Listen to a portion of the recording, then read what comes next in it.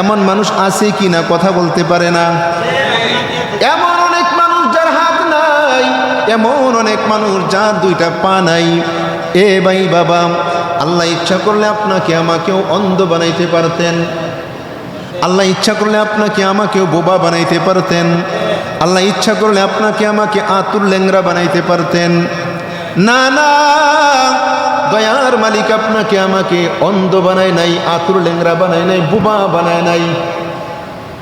মালিক চোখ দিলেন দেখার জন্য, জবান দিলেন কথা বলার জন্যে, পা দিলেন হাঁটার জন্যে, হাত দিলেন ধরার জন্যে।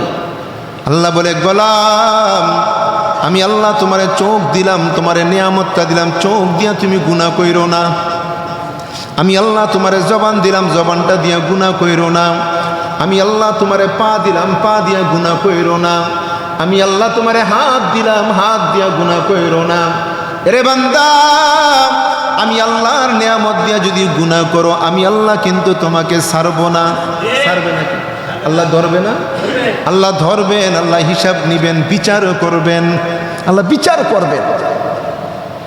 আল-ইয়াওমা নাখতিমু আলা আফওয়াহিহিম ওয়া তুকাল্লিমুনা আইদিহিম ওয়া তাশহাদু আরজুলুহুম বিমা কানু ইয়াকসিবুন। দস্তে গোয়াদ মঞ্চো নিদুজ দিদাম, দস্তে গোয়াদ মঞ্চো নিদুজ দিদাম, লব্বে গোয়াদ মঞ্চো নিবু সিদাম, চশমে গোয়াদ দিদায়ে গম সে হারাম, গোশে গোয়াদ চিদাম সমরুল কালাম। হাসরের ময়দানে আল্লাহ তাআলা পৃথিবীর প্রতিটা মানুষকে যখন দাঁড়া করাইবেন, হিসাব নিবেন, বিচার করবেন, আল্লাহ বলবেন, ও দুনিয়ার মানুষ, তোমরা যা যা করেছো আমি আল্লাহ সাক্ষী আনবো, সাক্ষীর মাধ্যমে আমি আল্লাহ বিচার করব। মানুষগুলি পেরেশান, আল্লাহ গো তুমি সাক্ষী পাইবা কোথায়? নামাজ যে পড়ি নাই কেউ তো জানে নাই, রোজা যে রাখি নাই, অন্ধকারে খেয়েছিলাম কেউ তো দেখে নাই, গীবত করেছিলাম, আল্লাহ অন্যকে অপবাদ লাগিয়েছিলাম কেউ তো জানে নাই, তুমি সাক্ষী পাইবা কোথায়? আল্লাহ বলবেন, বান্দা তোমার দেহের মধ্যে তোমার সাক্ষী।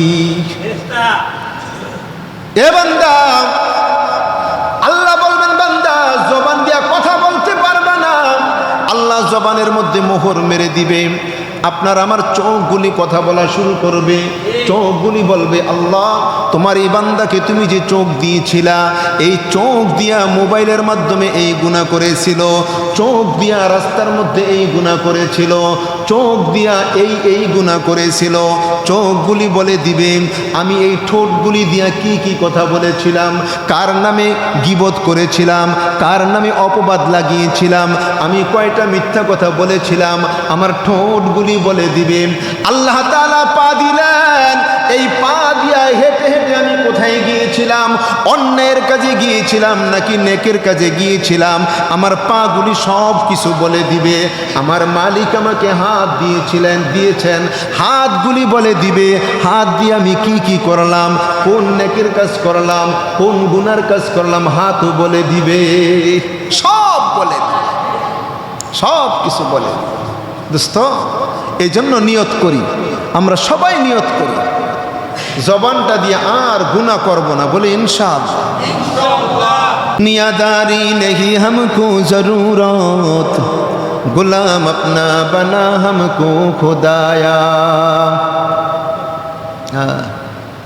আল্লাহ তাআলা আমাদেরকে আল্লাহর গোলাম বানাইছেন, আল্লাহর গোলাম। আমরা শুধু একজনের গোলামি করব, বলি না কার? জোরে বলি, কার গোলামি করব? বেশি দিন গোলামি করা যাবে না, বেশি দিন না, দেখতে দেখতে সময়টা চলে যাবে না, বেশি দিন পারবো?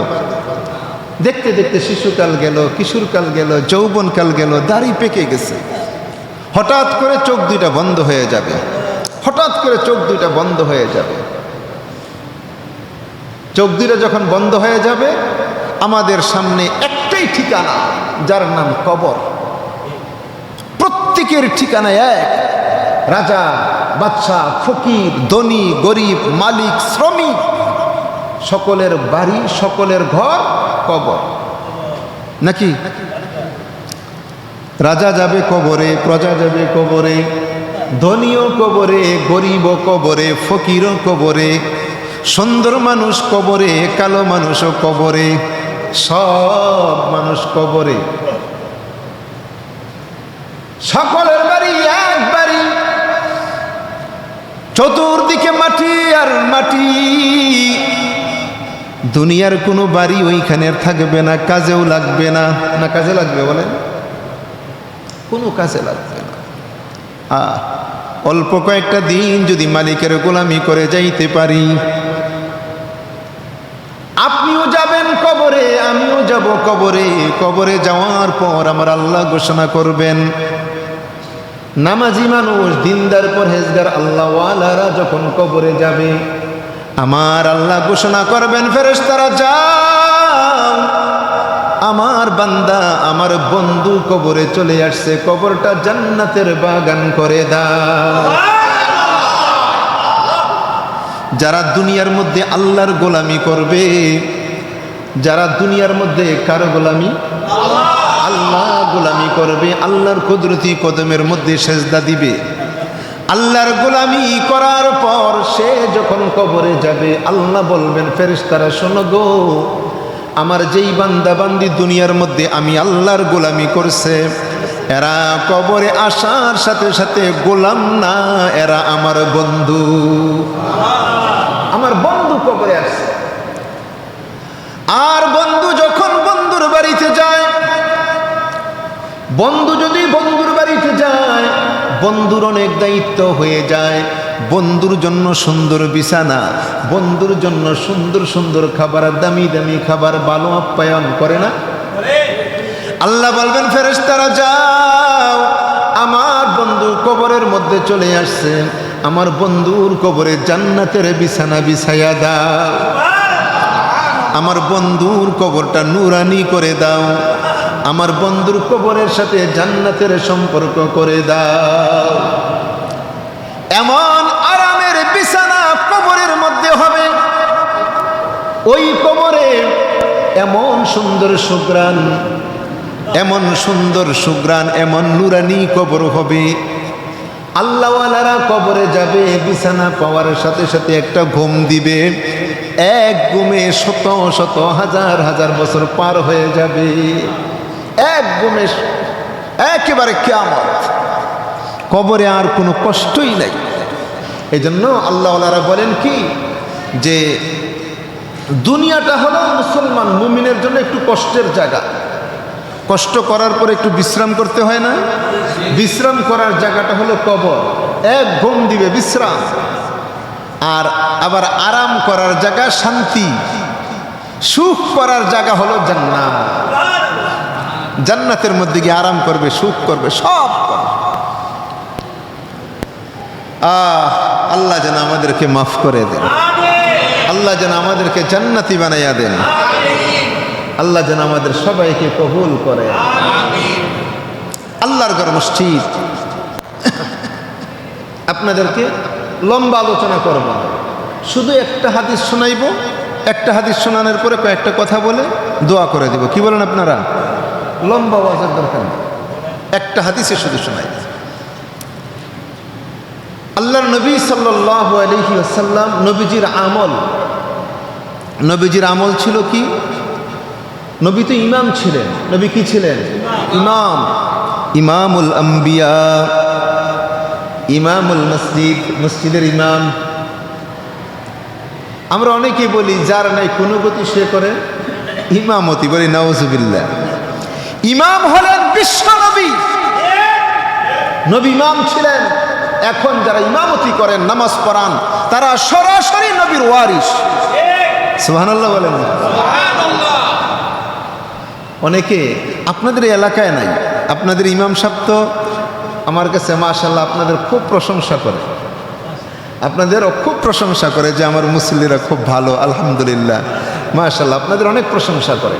অনেক জায়গায় গেলে দেখা যায় যে অনেক মুসল্লিরা ইমামের পিছনে লাগেই থাকে। আছে না এমন? না না, আমি যতটুকু জানি এখানে না, আমি যতটুকু জানি একটু একটু থাকলে এটা কিছু না, কিন্তু বড় কিছু নাই, এটা আমি জানি। অনেক জায়গায় ইমামের পিছনে লাইগা থাকে। তা আমি শুধু বলি এতটুকু দোস্ত শোনেন, ওই মুসল্লি দামি মুসল্লি, ওই মুসল্লি আল্লাহর প্রিয় মুসল্লি, যেই মুসল্লির উপরে ইমাম খুশি ওই মুসল্লির উপরে আল্লাহ খুশি। যেই মুসল্লির উপরে ইমাম বেজার ওই মুসল্লির উপরে আল্লাহও বেজার। এখন আপনারা কেমন মুসল্লি হবেন একটু চিন্তা করেন। যদি আমার উপর ইমাম খুশি থাকে তো আল্লাহ আমার উপর খুশি থাকবে, আমার উপর যদি ইমাম বেজার থাকে আল্লাহও আমার উপর বেজার হয়ে যাবে। হ্যাঁ, ইমাম সাহেব একজন মানুষ, ভুলও হইতে পারে না নাকি? ভুলের ঊর্ধ্বে কেউ নেই, ভুলের ঊর্ধ্বে কেউ নেই। যদি আমি ইমাম, আমার যদি কোনো ভুল হয়, হ্যাঁ, এটা ভুলটা ধরার জন্য সুন্দর একটা নিয়ম আছে, পদ্ধতি আছে নাকি? কমিটিকে জানানো, কমিটি বসবে, তারপরে আলোচনা করবে। অনেক জায়গায় দেখা যায় রাস্তায় এখানে সেখানে এই আলোচনা পর্যালোচনা শুরু করে দেয়। এমনটা না করা, আল্লাহ যেন কবুল করেন, বলে আমিন।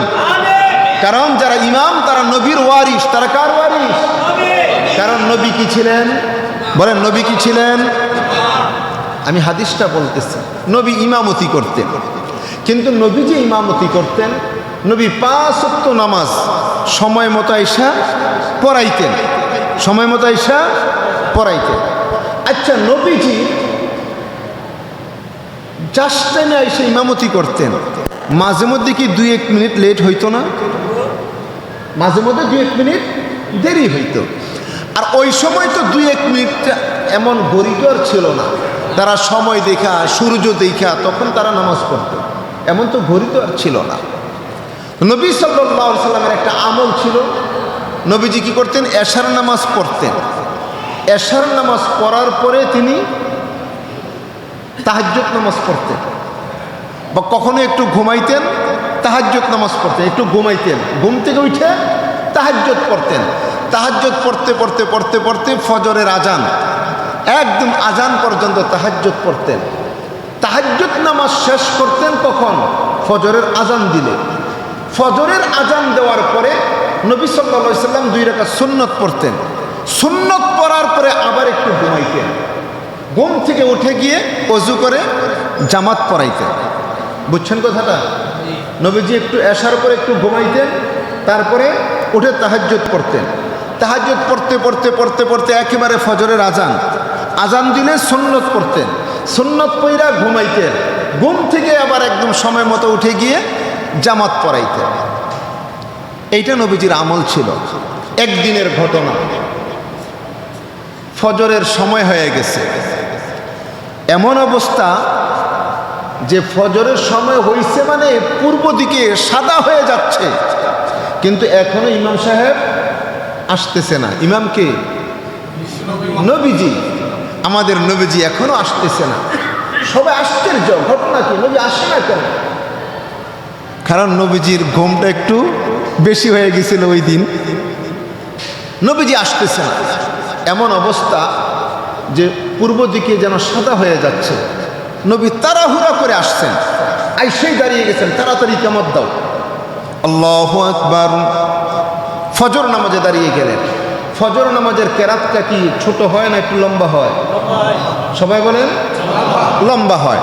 কিন্তু নবীজি ওই দিন ফজর নামাজ যদি লম্বা কেরাত দিয়ে পড়ান তো নামাজে থাকতে থাকতে বেলা উঠা যাবে, নামাজ হবে? নবী সাল্লাল্লাহু আলাইহি সাল্লাম ফজরের ইমামতি করছেন। প্রথম রাকাত পড়াইছেন সূরা ফালাক, কুল আউযু বিরাব্বিল ফালাক।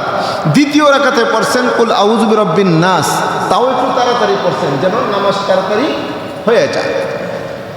হইতেই পারে আপনাদের ইমামেরও মাঝে মধ্যে হইতে পারে দেরি করে আসছে, একটু দেরি হয়ে গেছে, ছোট ছোট সূরাতে নামাজ পড়াইব নাকি? আমারও হইতে পারে, এটা হয়। নবী সাল্লাল্লাহু আলাইহি সাল্লাম এই 2 সূরা দিয়ে নামাজ পড়াইলেন। নামাজের পরে মুসল্লিদের দিকে ফিরলেন। ফিরার পর বলতেছেন, আচ্ছা আমি যে আজকে দেরি করে আসলাম, কেন দেরি করলাম তোমরা কি জানতে চাও? সাহাবে কেরাম রাদিয়াল্লাহু তাআলা আনহুম আজমাইন বলতেছেন, ইয়া রাসূলুল্লাহ, আপনি কেন দেরি করে আসছেন জানতে বড় মনে চায়। কারণ নবীর ঘুমও কিন্তু, নবীজি ঘুমাইলে কিন্তু ওযু যায় না, নবীজির ঘুমে ওযু যায় না। নবীজি আমাদের জানতে মন চায় আপনি কেন দেরি করলেন? নবীজি বলতেছেন, শোনো, আমি যখন সুন্নত পরে ঘুমাইলাম ওই ঘুমের মধ্যে একটা স্বপ্ন দেখছি। স্বপ্নটা অনেক লম্বা ছিল। স্বপ্ন দেখতে দেখতে দেখতে দেখতে সময়টা চলে গেছে। সাহাবীরা, তোমরা কি শুনতে চাও আমি কি স্বপ্ন দেখছিলাম? সাহাবে কেরাম বলছেন, নবী আপনি কি স্বপ্ন দেখছেন আমরা শুনতে চাই। নবীজি তখন স্বপ্নটা বললেন, আমি যখন ফজরের সুন্নত পরে ঘুমাইলাম ঘুমের মধ্যে আমি স্বপ্ন দেখতেছি আল্লাহ তাআলা আমার সামনে চলে আসছেন। সেই আল্লাহ তাআলা আমাকে একটু ধরছেন। ধরার পরে বলতেছেন, বন্ধু আমার, আপনি কি এখন দেখেন, আপনি কি জানেন আসমানের ফেরেশতারা এখন কি আলোচনা করতেছে? নবীজি বলতেছেন, আল্লাহ আমি দেখিও না শুনিও না, ফেরেশতারা কি আলোচনা করতেছে দেখিও না শুনিও না। তা আল্লাহ তাআলা নবীজিকে একটু চাপ দিলেন। নবীজি বলতেছেন, আল্লাহ তাআলা যখন আমাকে একটু চাপ দিলেন তো আল্লাহর নূরের আর্দ্রতা আমি আমার অন্তরে অনুভব করতেছিলাম। আমি তখন আসমানের সমস্ত ফেরেশতাদেরকে দেখতেছিলাম, ফেরেশতারা কি আলোচনা করতেছে আমি এটি শুনতেছিলাম। এইবার আল্লাহ তাআলা বলতেছেন, বন্ধু আমার আপনি বলেন ফেরেশতারা এখন কি আলোচনা করেন? আল্লাহর নবী বললেন, আল্লাহ ফেরেশতারা এখন দুইটা আলোচনা করেন। দুইটা বলেন কয়টা? দুইটা আলোচনা করেন। এক নাম্বার কাফফারাত, দুই নাম্বার দারাজাত। এক নাম্বার ফেরেশতারা আলোচনা করেন তিনটা এমন কাজ আছে যেই তিনটা কাজ করলে আল্লাহ গুনাহ মাফ করে দেন। আর তিনটা এমন কাজ যেই তিনটা কাজ করলে আল্লাহ সম্মান বাড়াইয়া দেন। আল্লাহর নবী বললেন, সাহাবীরা শোনো শোনো, ফেরেশতারা আলোচনা করতেছিলেন তিন কাজের মাধ্যমে আমার আল্লাহ গুনাহ মাফ করেন। এক নাম্বার কাজ হলো, বান্দা যখন আজানের পরে ওযু করে ঘর থেকে মসজিদের নিয়তে যখন বের হয়, যখন তারা হেঁটে হেঁটে মসজিদের মধ্যে যায়, প্রতি কদমে কদমে আল্লাহ গুনাহ মাফ করে দেন। এক নাম্বার কাফফারাত, গুনাহ মাফ। ওযু করে বাসা থেকে মসজিদে আসবে, কদমে কদমে আল্লাহ গুনাহ মাফ করে দিবেন। আমরাও ইনশাআল্লাহ নামাজ পড়ার যখন আসবো, নামাজ পড়তে বাসা থেকে ওযু করেই মসজিদে আসবো, পারবো না ইনশাআল্লাহ? কদমে কদমে আল্লাহ গুনাহ মাফ করে দিবেন। আর বিশেষ করে শুক্রবার, আমি আমার মসজিদে বলছি, শুক্রবারে কোনো মুসল্লি মসজিদের ওযুখানায় যেন ওযু না করে। কেন? কারণ শুক্রবার একটা সুন্নত আছে, গোসলের সুন্নত। কিসের সুন্নত? শুক্রবারে গোসল করা সুন্নত। আর গোসল করা মানে সকালে গোসল করলাম এই না, গোসলের ওযু দিয়ে জুমার নামাজ পড়া সুন্নত। বলেন তো কোন ওযু দিয়ে জুমা পড়া সুন্নত? গোসলের ওযু দিয়ে জুমা পড়া সুন্নত। আজানের আগে আমরা গোসল করব। আর গোসল মানে হলো বড় ওযু। গোসল মানে কি? বড় ওযু। গোসল করলে কিন্তু আর ওযু করা লাগে না, কারণ আপনি বড় ওযু করছেন। গোসলের ফরজটা আদায় করতে হবে। গোসলের তিন ফরজ: কুলি করা, নাকে পানি দেওয়া, সমস্ত শরীর ধৌত করা। আমরা যদি কুলি করি, নাকে পানি দেই, সমস্ত শরীর ধৌত করি, তাহলে আমাদের গোসলও হয়ে গেল, ওযুও হয়ে গেল। এই ওযু, বড় ওযু, বড় ওযু দিয়ে জুমার নামাজ পড়া হলো সুন্নত। কথা বুঝছেন? তাহলে আমরা জুমার নামাজ যে পড়ব, গোসলের ওযু দিয়ে পড়ব, বলে ইনশাআল্লাহ। তাহলে আমরা যদি গোসলের ওযু দিয়ে জুমার নামাজ পড়ি, তাহলে মসজিদে আইসা কি আর ওযু করা লাগবে? এই জন্য জুমার দিন আমরা গোসলের ওযু দিয়ে নামাজ পড়ব, বলে ইনশাআল্লাহ। আল্লাহ যেন কবুল করে। নবীজি বলতেছেন, আমার সাহাবীরা, আমি শুনতেছিলাম ফেরেশতারা আলোচনা করতেছেন তিন কাজের মাধ্যমে আল্লাহ গুনাহ মাফ করেন। এক নাম্বার, আজানের পর ওযু করে যখন হেঁটে হেঁটে মসজিদে যায়, প্রতি কদমে কদমে আল্লাহ গুনাহ মাফ করে দেন। দুই নাম্বার, নামাজ যখন শেষ হয়ে যায়, নামাজের পর অনেক আল্লাহর বান্দা মসজিদে একটু অবস্থান করে, মসজিদে একটু সময় বসে থাকে। যেই আল্লাহর বান্দা নামাজের পর মসজিদের মধ্যে অবস্থান করে, মসজিদে বসা থাকে, এই বসা আল্লাহ তাআলা এমন পছন্দ করেন, যতক্ষণ পর্যন্ত বসা থাকবে ততক্ষণ আল্লাহ গুনাহ মাফ করতে থাকেন। এজন্য নামাজের পরে আমরা অল্প সময় মসজিদে একটু বসা থাকবো, পারবো না ইনশাআল্লাহ? দিল থেকে বলেন ইনশাআল্লাহ। নামাজ শেষ তাড়াহুড়া করে বের হয়ে যাব, দৌড়ে বের হয়ে যাব না, নামাজের পর অল্প সময় একটু বসা থাকবো, বসে বসে আল্লাহর একটু জিকির করলাম, একটু তেলাওয়াত করলাম। 2 নাম্বার গেল গুনাহ মাফের। 3 নাম্বার, শীতকালে ওযু করতে কষ্ট হয়, শীতকালে ওযু করতে কষ্ট হয়। ওই কষ্টের সময় কেউ যদি ওযু করে, আমার আল্লাহ ওযুর কারণে তার গুনাহগুলি মাফ করে দেন। আল্লাহর নবীর ঘোষণা, আমার সাহাবীরা শোনো, 3 কাজের মাধ্যমে আল্লাহ গুনাহ মাফ করেন, আর 3 কাজের মাধ্যমে আল্লাহ তার সম্মান বাড়াইয়া দেন। 3 কাজের মাধ্যমে আল্লাহ সম্মান বাড়ান। 1 নাম্বার ইফশাউস সালাম, 2 নাম্বার ইতআমুত তুআম, 3 নাম্বার ওয়াসসালাতু বিল্লাইল ওয়ান্নাসু ফিন্নিয়াম। 1 নাম্বার হলো ইফশাউস সালাম, যেই ব্যক্তি বেশি বেশি করে সালাম দিবে, আমার আল্লাহ তার সম্মান মর্যাদা বাড়িয়ে দিবে। সালাম দিলে আল্লাহ সম্মান বাড়াইয়া দেন। এজন্য সালাম দিব বলে ইনশাআল্লাহ। কিন্তু সালাম শুধু সালাম দিলেই হবে না, অনেকে আমরা ডিজিটাল সালাম দিই। ডিজিটাল সালাম দিলে কিন্তু সওয়াব নাই, সালাম দিতেও হবে নবীজির সালাম, সুন্নত তরিকায় সালাম। ডিজিটাল সালাম আছে না, আসসালামু আলাইকুম, আসসালামু আলাইকুম, উস্তাদজি খালি হাত উঠায়, কিচ্ছু কেনা খালি হাত উঠায়। এই ডিজিটাল সালামে কোনো সওয়াব হবে না, আসসালামু আলাইকুম বললেও কোনো সওয়াব হবে না। সালাম দিতে হবে সহি শুদ্ধ সালাম, আসসালামু আলাইকুম ওয়া রাহমাতুল্লাহ। সবাই বলি আসসালামু আলাইকুম ওয়া রাহমাতুল্লাহ। এই সালাম দিলে আল্লাহ গুনাহ মাফ করবেন, সম্মান বাড়াইয়া দিবেন। কোন সালাম দিলে সম্মান বাড়বে? ওই সালামটা দিলে সম্মান বাড়বে যেই সালাম আপনার ইমাম আপনাদেরকে শিখায়। অনেকেই বলতে পারেন, হুজুর আমাদের ইমাম সাহেব তো আমাদেরকে সালামটা শিখায় না। আমি বলি না না, দৈনিক কমপক্ষে আপনাকে 10 বার সালামটা শোনায়। কয়বার? 10 বার সালামটা শোনায়। ফজরের সময় 2 বার, জোহরের সময় 2 বার, আসরের সময় 2 বার, মাগরিবের সময় 2 বার, এশারের সময় 2 বার দেন সালাম। আসসালামু আলাইকুম ওয়া রাহমাতুল্লাহ, আসসালামু আলাইকুম ওয়া রাহমাতুল্লাহ। ইমাম সাহেব যখন সালাম ফিরায়, ইমাম সাহেবকে এই সালাম দেয়, আসসালামু আলাইকুম, আসসালামু আলাইকুম, এই সালাম দেয়। তাহলে এই সালাম আমরা পাই কই? শিখি থেকে? দৈনিক 10 বার করে সালাম শোনায়, সপ্তাহে 70 বার সালাম শোনায়, 1 মাসে কমপক্ষে 300 বার সালাম শোনায়। এই সালাম আমরা শুনি না, এইটা আমরা শিখি না, আমরা প্রত্যেকে যেন নতুন সালাম বানায় নিয়ে আসি। ডিজিটাল সালামে সওয়াব হবে না। নবীজি বললেন, সাহাবীরা ফেরেশতারা আলোচনা করতেছিলেন, ইফশাউস সালাম, সালাম যারা দিবে, যারা বেশি বেশি সালাম দিবে, আল্লাহ তাদের সম্মান বাড়াইয়া দিবেন, মর্যাদা বাড়াইয়া দিবেন। আমরা সম্মান চাই না?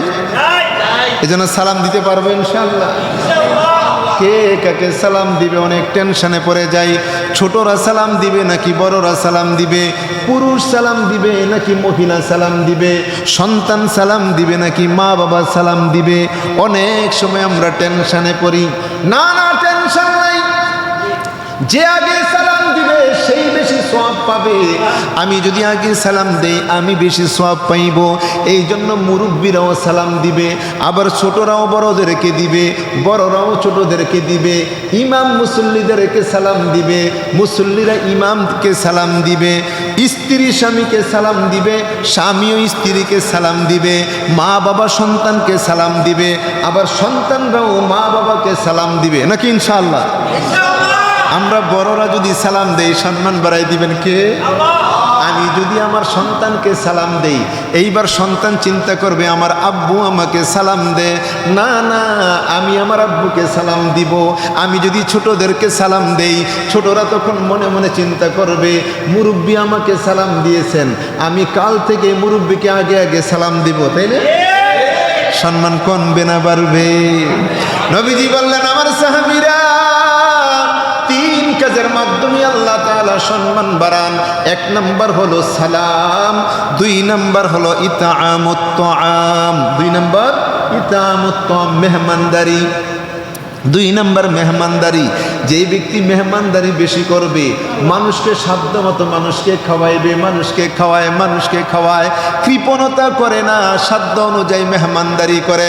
আল্লাহর নবী বলেন সাহাবীরা শুনো, মেহমানদারি যারা করায় আমার আল্লাহ তাদের সম্মান বাড়াইয়া দিবেন। তিন নাম্বার আসসালাতু বিল্লাইল ওয়ান নাসু ফিন্নিয়াম। গভীর রজনী মানুষগুলি যখন ঘুমায়, ওই সময় কেউ যদি ঘুম থেকে উঠে 2 রাকাত 4 রাকাত তাহাজ্জুদের নামাজ পড়তে পারে, আমার আল্লাহ তার সম্মান বাড়াইয়া দিবে। সম্মান বাড়ানোর মালিক কে? জোরে বলে না, ইজ্জত দেওয়ার মালিক, বেইজ্জতি করার মালিক, সুস্থ রাখার মালিক, সব কিছুর মালিক। সুতরাং বন্ধু বানাইব কারে? বলেন না, বন্ধু বানাইব কারে? বলি আমাদের বন্ধুটার নাম কি? সবাই বলেন আমাদের বন্ধুর নাম কি? जो तू मेरा तू सब मेरा, जो तू मेरा तू सब मेरा, फलक मेरा ज़मीं मेरी, अगर एक तू नहीं मेरा तो कोई शई नहीं मेरी, अगर एक तू नहीं मेरा तो कोई शई नहीं मेरी। যার বন্ধু আল্লাহ, আসমানটাও তার, জমিনটাও তার, তামাম পৃথিবীটা তার। যদি আল্লাহরে আমি বন্ধু বানাইতে পারি, সব আমার। আল্লাহরে বন্ধু বানাইলে সব আমার। সৈয়দুল আউলিয়া জুন্নুন মিসরি, ওনাকে জিজ্ঞাসা করছেন, ও ভাই তুমি কেমন আছো? তিনি কয় আলহামদুলিল্লাহ আমি অনেক ভালো আছি। আরেকজনে ঠাট্টা করে তিরস্কার করে, এই মিয়া তুমি গরিব মানুষ, ঘরে খাওয়ার নাই, তোমার ঘর নাই, কিচ্ছু নাই, তুমি আবার ভালো থাকো কেমনে? কয় মিয়া যার মন মতো পুরো দুনিয়া চলে সে ভালো থাকবে না, কে ভালো থাকবে? কয় কি তোমার মন মতো দুনিয়া চলে? কয় হ্যাঁ আমার মন মতো দুনিয়া চলে। কিভাবে? কয় শোনো, দুনিয়াটা চলে আল্লাহর মন মতো, আর আমার মনটারে এমন বানাইছি আল্লাহ যা করেন ওইটার উপর আমি খুশি থাকি। তার মানে কেমন জানি আমার মন মতো দুনিয়া চলতেছে। সুবহানাল্লাহ। হ্যাঁ, যদি আল্লাহরে যদি আপন বানাইতে পারি, শান্তি আর ডাকার মতো ডাকতে জানি না, ডাকলে খোদায় কেমনে শোনে না, ডাকতে পারি না। গত 2 বছর আগে সারা দেশে বৃষ্টি নাই, হাহাকার। এই বৃষ্টির জন্য কত জায়গায় নামাজ পড়ছে কিন্তু বৃষ্টি হয় না। গেছে না 2 বছর আগে সালাতুল ইস্তিসকা, বৃষ্টির নামাজ পড়ছে, বৃষ্টি হয় না। আসলে আমাদের সেই কলকটা নাই, আমরা ডাকতে পারতেছি না, আমরা চাইতে পারতেছি না, যদি চাইতে পারি আল্লাহকে ডাক দিব, আল্লাহর সাথে সাথে বলবেন লব্বাইকা ইয়া আব্দি, বান্দা আমি তো হাজির। যদি চাইতে পারতাম, আর এমন একটা মন যদি তৈরি করতে পারতাম, এক আল্লাহর ওলি হাফিজ হুজুর রহমাতুল্লাহ আলাইহি, নাম শুনছেন আপনারা? হাফিজ হুজুরের নাম শুনেন নাই? হাফিজ হুজুর মুহাম্মদুল্লাহ হাফিজ হুজুর রহমাতুল্লাহ আলাইহি নব্বরাল্লাহু মারকাদা। আল্লাহর ওলি, একজন বুজুর্গ মানুষ, প্রেসিডেন্ট জিয়াউর রহমান। দেশে বৃষ্টি হয় না, প্রেসিডেন্ট জিয়াউর রহমান চিন্তা করলেন আল্লাহর ওলির কাছে যাই, গিয়ে বলে হুজুর আপনি একটু নামাজ পড়েন, আপনি একটু দোয়া করেন, আল্লাহ যেন বৃষ্টি দিয়া দেন। গেছেন আল্লাহর ওলির কাছে, আল্লাহর ওলি বলতেছেন আগামীকাল 10টার সময় পল্টন ময়দানে আমি আসবো, আপনারা আইসেন, ওইখানে আমরা নামাজ পড়বো, দোয়া করব। তারপর দিন 10টার সময় প্রেসিডেন্ট, এমপি, মন্ত্রী, সচিব, পুলিশ প্রধান, র্যাব প্রধান, সেনাবাহিনীর প্রধান, নৌবাহিনীর প্রধান, আরো কত সব ভিআইপি লোক, হাজার হাজার মানুষ উপস্থিত। আল্লাহর ওলির সময় মতো ওইখানে উপস্থিত হয়েছে। হওয়ার পর বলতেছেন, হুজুর এখন নামাজ পড়ান, বৃষ্টির নামাজ পড়ান। হুজুর একটু চোখ বন্ধ করে ধ্যান করে বলতেছেন, না আজকে নামাজ পড়বো না, আজকে শুধু একটু দোয়া করব, আজকে শুধু একটু দোয়া করব। এখন প্রেসিডেন্ট জিয়াউর রহমান বলতেছেন, হুজুর যা বলে তাই হবে, হুজুর যা বলে তাই হবে। নাকি হুজুরকে জেলে নিয়ে গেছিল? হ্যাঁ, যদি প্রেসিডেন্ট হুজুরকে জেলে নিয়ে যায় তাইলে এই হুজুরের দোয়া ওই প্রেসিডেন্টের জন্য কবুল হবে না, উনি পালাইতে হবে, উপায় নাই। আর প্রেসিডেন্ট জিয়াউর রহমান বলছেন, না হুজুর যা বলে তাই হবে। কারণ একজন আলেমের সম্পর্ক তো আল্লাহর সাথে। হক্কানি রব্বানি আলেমদের সম্পর্ক কার সাথে বলেন? বলেন না কার সাথে? আল্লাহর সাথে। আল্লাহর ওলি হাফিজ হুজুর রহমাতুল্লাহ আলাই নামাজ পড়লেন না, খালি আস্তে করে একটু হাত উঠাইলেন, চোখ বন্ধ করলেন, কি যেন আল্লাহর কাছে গুনগুন গুনগুন করে বলতেছেন। বলা শেষ, বলা শেষ, সাথে সাথে রহমতের বৃষ্টি ঝর ঝর করে পড়া শুরু হয়ে গেছে। চাওয়ার মতো চাইতে পারলে, যদি চাইতে পারতাম, আল্লাহর কাছে অভাব নাই, চাইতেই তো পারি না। সাইয়্যিদুল আউলিয়া জুন্নুন মিসরি এত বড় একজন ওলি ছিলেন, অনেক বড় একজন ওলি। ওনার কাছে আসছেন একদম, হুজুর দেশে তো বৃষ্টি হয় না, একটু দোয়া করেন আল্লাহ যেন বৃষ্টি দেন। তিনি বলতেছেন, দেশে বৃষ্টি হয় না, দোয়া করব? হ্যাঁ দোয়া করেন। কয় দোয়াটা তোমরা চলে যাও, আমি এখন করব না, একটু পরে করি, 1-2 ঘন্টা পরে আমি দোয়াটা করবো। হুজুর ঠিক আছে। সবাই চলে গেছেন। এখন উনি হাঁটা শুরু করছেন, হাঁটতে হাঁটতে হাঁটতে হাঁটতে এলাকা ছেড়ে অন্য এলাকায় চলে গেছেন। অন্য এলাকায় যাওয়ার পরে তিনি আল্লাহর কাছে হাত উঠে বলছেন, আল্লাহ এই এলাকার মধ্যে সবচেয়ে বড় জালেম, সবচেয়ে বড় গুনাহগার এলাকাতে নাই, এলাকা ছেড়ে চলে আসছে। মানে নিজেরই বলতেছে, আমি তো সবচেয়ে বড় জালেম, আমি গুনাহগার, আমি তো চলে আসছি এলাকা ছেড়ে। এখন আল্লাহ তুমি এলাকার মধ্যে রহমতের বৃষ্টি দিয়ে দাও। আল্লাহ সাথে সাথে বৃষ্টি দিয়ে দিছে। নিজেরে কত ছোট মনে করছে, নিজেকে ছোট মনে করছে। নিজেকে ছোট মনে করলে আল্লাহ খুশি হয়। মান তাওয়াযা লিল্লাহি রাফাহুল্লাহ। তুমি ছোট হও, আল্লাহ তোমাকে বড় বানাইয়া দিবেন। অহংকার মুক্ত হও, তাকাব্বুরি মুক্ত হও, আল্লাহ তোমারে বড় বানাই দিবেন। কিন্তু না, আমি আমার কথাই বলি, অহংকার, আমি এই, আমি সেই, খালি বলতেই থাকি, আমার এই আছে, আমার সেই আছে, আমার বাড়ি আছে, আমার গাড়ি আছে, আমার এই ক্ষমতা আছে, অহংকারী দেখাই। তাকাব্বুর আযাযীলের আকার কার, তাকাব্বুর আযাযীলের আকার কার, বজুন্দান লানত গ্রেফতার কার, বজুন্দান লানত গ্রেফতার কার। আযাযীল, আমরা যে ইবলিস বলি, তার নাম কি জানেন? আযাযীল। তার নাম ছিল ওলি, তার নাম তাকি, তার নাম মুত্তাকি, তার নাম খাজেন, তার অনেকগুলি নাম, ভালো ভালো নাম। সে ইবাদত করতে করতে করতে করতে ফেরেশতাদের সর্দার হয়ে গেছে। কার সর্দার? ফেরেশতাদের সর্দার। এই আযাযীল ফেরেশতাদের সর্দার, যার নাম ওলি, যার নাম তাকি, যার নাম খাজেন, এত বড় একজন, উনি যখন অহংকার করলো, আল্লাহ বলছেন আদমকে সেজদা কর। নিচে নামে, আমি কিভাবে সেজদা করব, আমি তো বড়। এই অহংকার করার কারণে চির অভিশপ্ত, লাঞ্ছিত, বঞ্চিত হয়ে গেছে। অহংকার কি জিনিস? অহংকার করলে সব শেষ।